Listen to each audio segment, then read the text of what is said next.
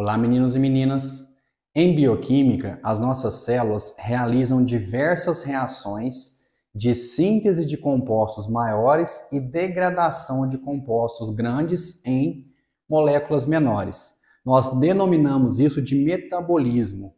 O metabolismo envolve reações de catálise, de quebra de macromoléculas, e o anabolismo, que é a síntese dessas macromoléculas. O anabolismo e o catabolismo juntos formam o que nós já ouvimos muito a respeito, que é o metabolismo. Mas, na verdade, essas reações bioquímicas que ocorrem têm tudo a ver com a química orgânica. Então, quando a gente vai sintetizar uma macromolécula, como exemplo, um polissacarídeo, que é da classe dos carboidratos, a gente pega as pecinhas menores, que são os monossacarídeos, e vai unindo esses monossacarídeos para formar aí uma molécula maior, denominada de polissacarídeo. Essa reação é conhecida como ligação glicosídica. Então vai acontecer uma ligação de um monossacarídeo ao outro. Quando isso acontece, em bioquímica, a gente fala que é uma reação de desidratação, porque vai sair uma molécula de água. A água é o grupo abandonador. E, na verdade, ali vai acontecer um ataque nucleofílico numa espécie eletrofílica, numa espécie deficiente em elétrons. Se vocês querem saber mais a respeito desses assuntos e aprender química orgânica e bioquímica, vem comigo. Eu sou o professor Gustavo e sugiro que vocês assistam essa aula até o final.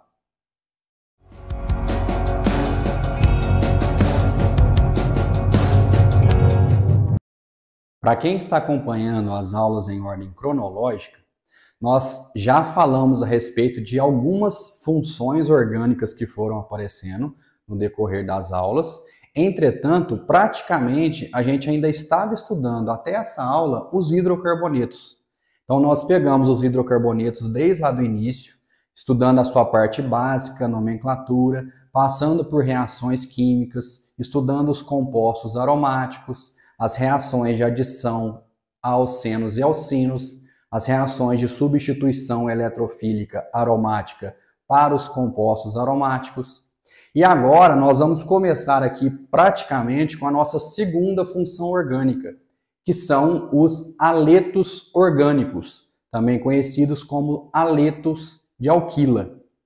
Em algumas aulas anteriores, a gente levou a formação desses produtos e eu já mencionei para vocês como que se dá essa nomenclatura. Mas, como essa aula praticamente a gente está iniciando o estudo dessas funções, dessa função em especial, eu trouxe aqui 3 exemplos, porque a nomenclatura não muda. E o aleto de alquila, na verdade, o halogênio, né, que são aqueles átomos da família 7A, serão introduzidos no hidrocarboneto. Então, um hidrogênio sai e entra um halogênio. E esse halogênio ele vai ser considerado um radical. Então, nem o sufixo, nesse caso aqui, muda. O sufixo para aletos orgânicos continua sendo o O de hidrocarboneto. Então, toda vez que tiver um halogênio em uma cadeia carbônica onde só existe carbono e hidrogênio, a nomenclatura vai obedecer a regrinha da IUPAC para hidrocarbonetos e o halogênio vai entrar como radical. Bom, vamos aos exemplos aqui então. Relembrando, toda extremidade, quando não tem átomo sendo mostrado, a gente sabe que tem um carbono. Todo vértice presente tem um carbono. Nesse caso de cá, reparem que na extremidade tem um átomo de cloro. Então aqui não tem carbono. Cuidado com isso, tudo bem? Esse átomo que está aqui na extremidade é o cloro já. Então, na verdade, a cadeia carbônica tem 4 carbonos. Então, seria o butano, só tem ligações simples. O cloro foi introduzido, então esse carbono aqui, ó, perdeu um dos seus hidrogênios e o cloro entrou no lugar dele. Por isso, ele vai entrar como radical, cloro-butano. Por que que aqui eu não preciso representar a posição que o cloro está inserido? Porque é o carbono de número 1. Então, como é o carbono de número 1, eu não preciso colocar um 1 na frente. Tudo bem? Segundo exemplo, cadeia principal, 1, 2, 3, 4, 5 carbonos. e foi introduzido um átomo de cloro nesse carbono e um átomo de cloro nesse carbono. Entram como radical. Se eu contasse daqui, ó, da esquerda para a direita, os cloros ficariam na posição 1, 2, 3, 4, na posição 3 e 4. 3 e 4 é 7. Da direita para a esquerda, os cloros estão no carbono 2 e 3. 2 com 3, 5. 5 é menor do que 7. Nós já discutimos essas regrinhas. Então, por isso, obrigatoriamente, nessa molécula, eu tenho que enumerar da direita para a esquerda. Coloco aqui, ó, 2,3, que é a posição onde os cloros estão inseridos. Separado por hífen, di porque são 2 cloros, né? Então, dicloro, e o hidrocarboneto correspondente, que é o pentano. Reparem, 1, 2, 3, 4, 5, pente. Só ligações simples, an. Como é hidrocarboneto, né? O sufixo permanece de hidrocarboneto, O. Portanto, essa molécula é a 2,3 dicloropentano. E aqui nós temos um anel aromático, um composto, né, que possui o benzeno, com 6 carbonos. Seria o benzeno se não tivesse esses cloros aqui presentes. Então eu colocaria simplesmente o nome benzeno. Lembrando que quando é anel aromático, o sufixo O de hidrocarboneto é substituído por benzeno. Tudo bem? Como foi inserido um cloro nesse carbono e um cloro nesse, reparem que eles estão na posição 1, 3. Então, como que eu poderia nomear esse composto?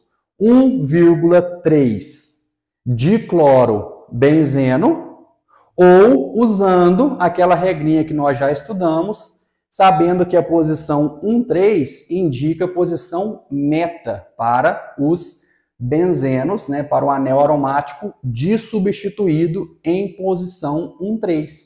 Então, ao invés de colocar 1,3 dicloro, eu posso colocar o M, que é indicativo de meta, portanto, meta diclorobenzeno. Eu sei que os 2 cloros estão na posição 1 e 3.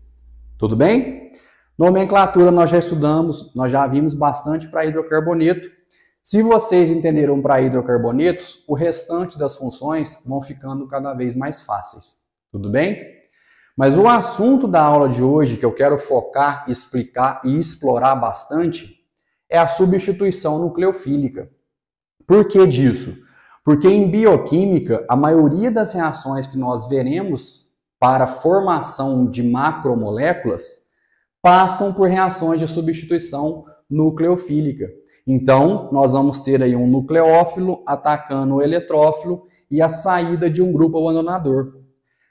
Ligação glicosídica nos carboidratos, ligação peptídica nas proteínas. Toda vez que a gente vai explicar, lá em bioquímica, a gente trata isso como uma reação de desidratação, porque sai uma molécula de água.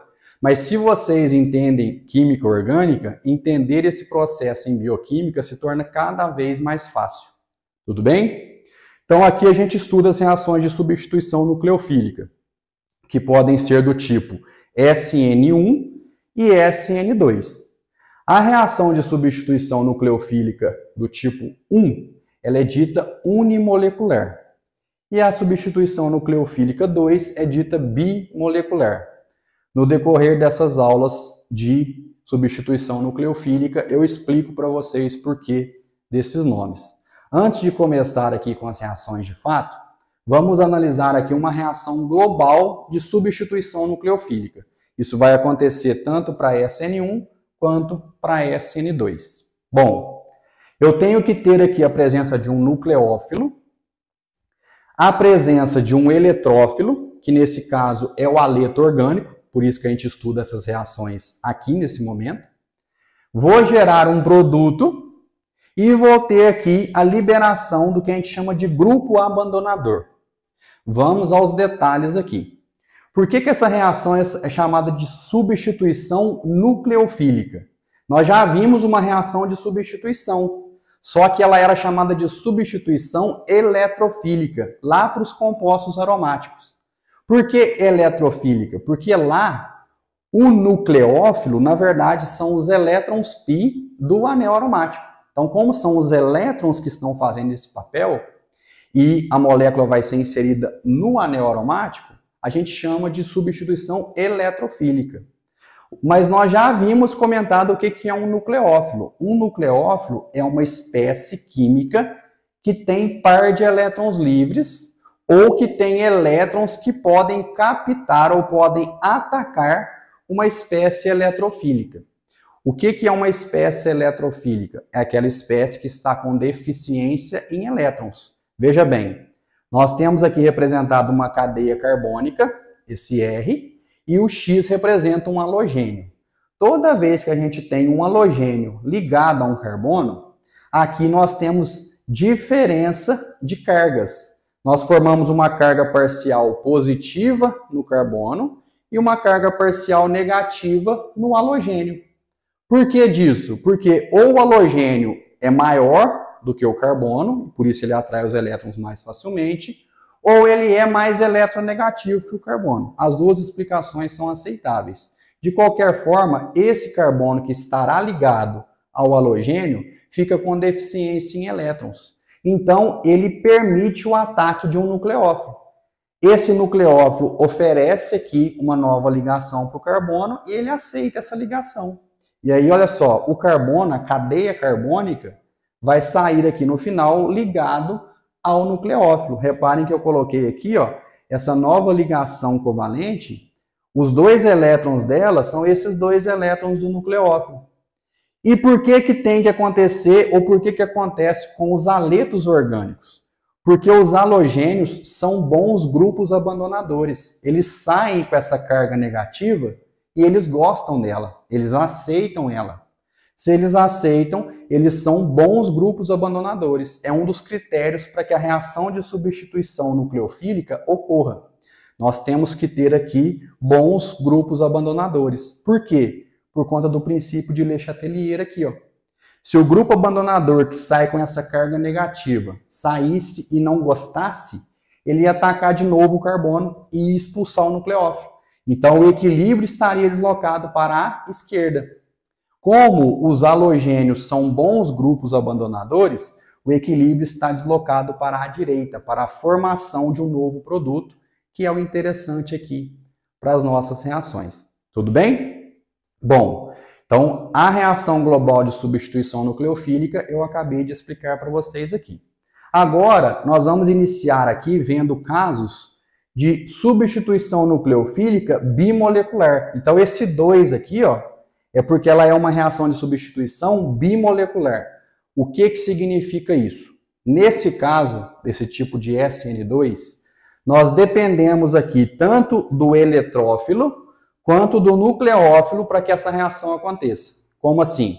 Nós temos que ter aqui um bom grupo abandonador, ele tem que ser bom, ele tem que aceitar essa carga que vem com ele aqui, senão o princípio de Le Chatelier desloca aqui, né? O equilíbrio para a esquerda, mas aqui nesse caso da SN2 a gente tem que ter um bom nucleófilo também. Se o nucleófilo for fraco, essa reação não acontece. Então, por que ela é bimolecular? Porque ela depende tanto da força do nucleófilo quanto da força do eletrófilo. Para SN1, a gente vai perceber que a gente só depende da força do eletrófilo. O nucleófilo não precisa ser um nucleófilo forte. Mesmo nucleófilos fracos, como a água, por exemplo, pode reagir por SN1. Mas vamos deixar essa reação para um outro momento. Então vamos aqui ao exemplo. Nós temos o hidróxido de sódio, que é uma base inorgânica, uma base extremamente forte. Porque olha só, aqui nós temos a formação de uma hidroxila com carga negativa, porque o sódio que está ligado aqui é um metal, é uma ligação iônica, e ele doa o elétron dele para o oxigênio. Então o oxigênio fica com uma carga negativa, se tornando um excelente nucleófilo. O que vai acontecer aqui? Um dos pares de elétrons do oxigênio vai atacar o carbono que está ligado no halogênio. E aí essa ligação entre o carbono e o halogênio será rompida com os dois elétrons vindo para cima do cloro. Nesse exemplo aqui, vindo para cima do halogênio. Quando a hidroxila ataca esse carbono, olha aqui o que aconteceu. O carbono sai ligado agora ao oxigênio, sai ligado ao nucleófilo, formou uma molécula neutra, uma molécula estável.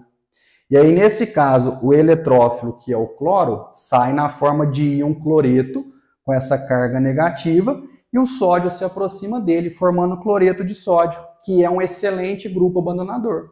Então, nós temos aqui um bom nucleófilo e nós temos um excelente grupo abandonador. Por isso, essa reação bimolecular acontece.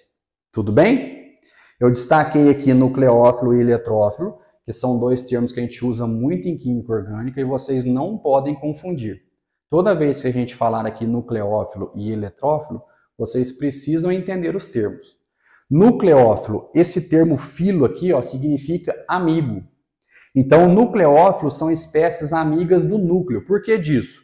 Porque o par de elétrons aqui, ó, vai atacar o orbital do núcleo do átomo seguinte. Como assim? Olha só, o carbono está com uma carga parcial positiva. Então, ele está com deficiência de elétrons. Esse oxigênio, essa hidroxila, ela é uma amiga do núcleo desse átomo, porque vai sofrer um ataque nucleofílico aqui. Então, nucleófilos têm par de elétrons livres, ou elétrons que possibilitam o ataque ao eletrófilo. Então, geralmente, ele vem acompanhado de par de elétrons.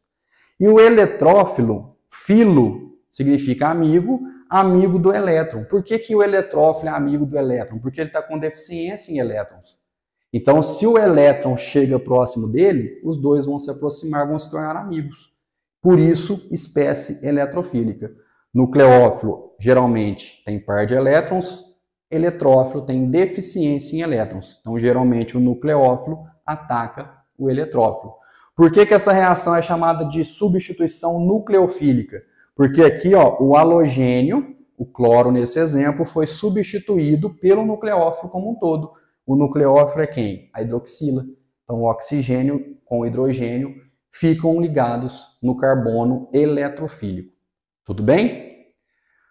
Uma das coisas que é mais cobradas em química orgânica é o mecanismo. E aí eu mostro aqui para vocês o mecanismo dessa reação geral que eu acabei de apresentar. Por que ela precisa da força tanto do nucleófilo quanto do eletrófilo? Porque veja bem, aqui, ó, nós temos a formação, geralmente, nessas reações de substituição nucleofílica, de um carbocátion. E os carbocátions têm ordem de estabilidade. Nós já estudamos isso em outra aula também. O carbocátion terciário é mais estável do que o secundário, que é mais estável do que o primário, que é mais estável do que o metílico. Reparem que esse carbono aqui, ó, é um carbono metílico. Ele está ligado a 3 hidrogênios. Olha aqui, ó, 1, 2, 3. O carbocátion metílico é o mais fraco deles. Lembra? Ele só tem a ajuda de 3 primos. Não tem nenhum irmão para ajudar ele aqui. Então, ao invés do cloro sair primeiro e formar o carbocátion, o ataque do nucleófilo, da base, né, do par de elétrons, acontece ao mesmo tempo que o cloro sai. Então, veja bem, o par de elétrons, lembra? A setinha sempre da direção do elétron para o átomo e nunca o contrário. Então, o ataque do par de elétrons do nucleófilo, que nesse caso é a hidroxila, é o oxigênio, acontece no carbono, ao mesmo tempo que essa ligação entre o carbono e o cloro se desfaz. E aí nós formamos um estado intermediário, que a gente chama de estado de transição. Veja bem, essa ligação que eu coloquei tracejada, ela está se fazendo, se formando, enquanto essa está se desfazendo. Esse é o estado de transição. Reparem que o carbono, nesse caso aqui, está quase fazendo 5 ligações. Mas enquanto essa está se formando, essa está se desfazendo. E aí reparem que eu coloquei aqui na mesma cor do par de elétrons. Porque esses 2 elétrons aqui do oxigênio que forma essa nova ligação entre o oxigênio e o carbono. E o cloro sai com esses 2 elétrons aqui em cima dele. Olha aqui eles aqui, ó, presente aqui no grupo abandonador.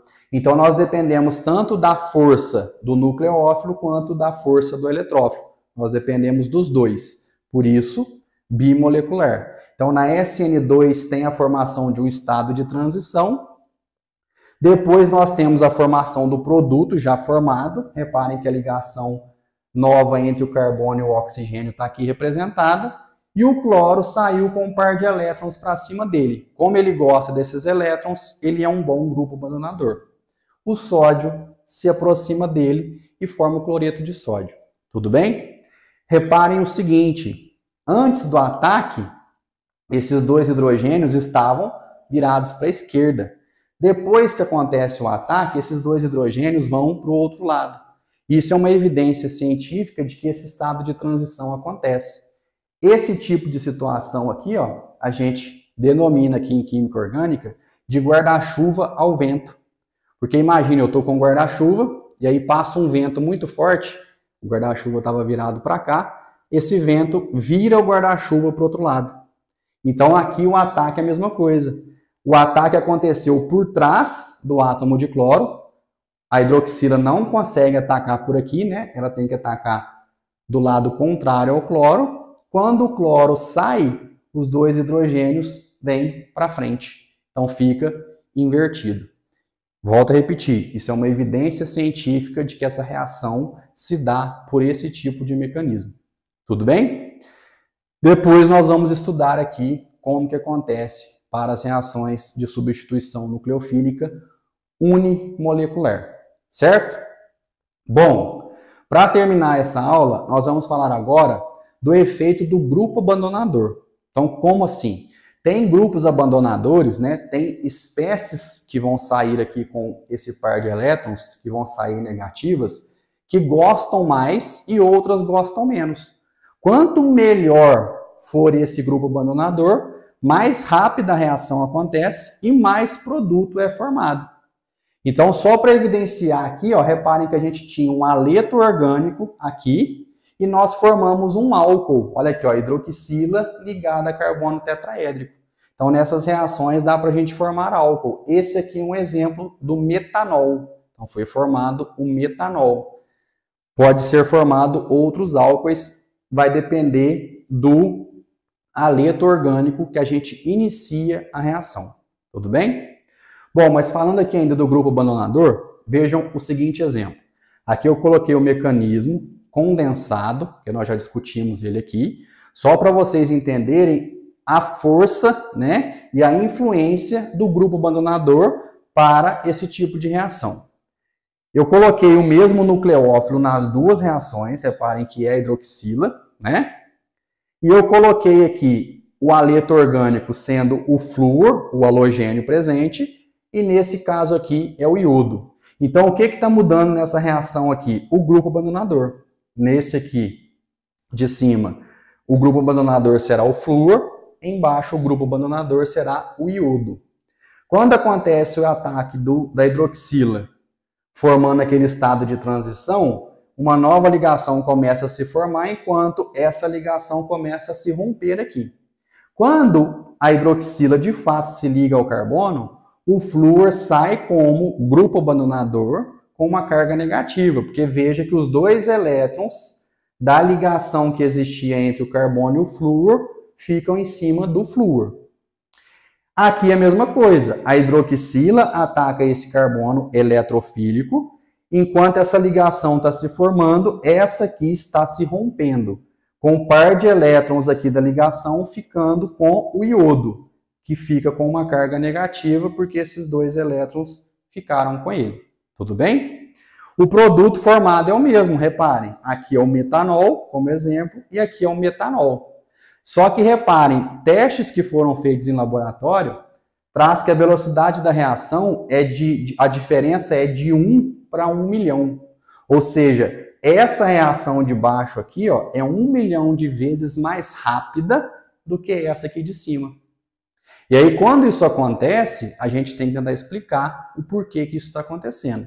E para que a gente precisa saber disso em química orgânica? Porque imagina que a gente quer obter aqui o metanol. Não importa qual haleto orgânico a gente está usando. Se eu quero metanol, tanto essa reação quanto essa reação, leva à formação do metanol. Só que se eu uso o iodo metílico, ao invés do flúor metílico, essa reação acontece muito mais rápida.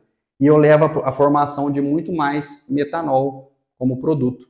Então, se eu sei dessa informação, se eu sei desse aspecto, eu posso usar esse haleto ao invés desse haleto, porque ela é 1 milhão de vezes mais rápida. Qual que é a explicação para isso?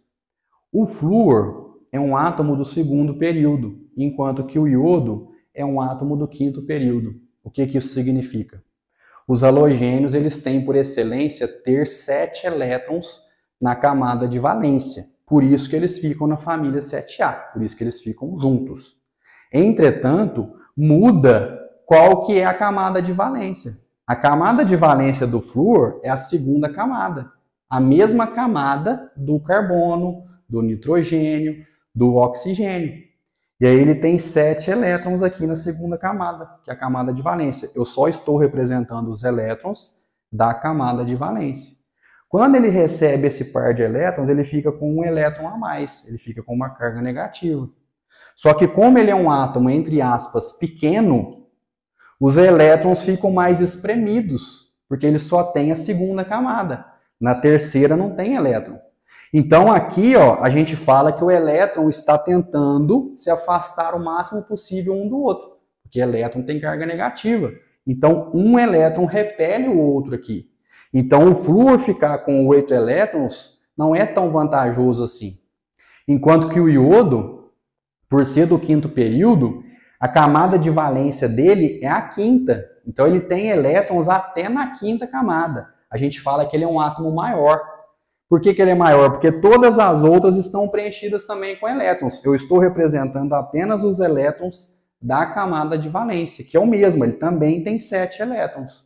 Só que quando ele recebe esse oitavo e fica com uma carga negativa, olha a distância entre os elétrons da camada de valência do iodo.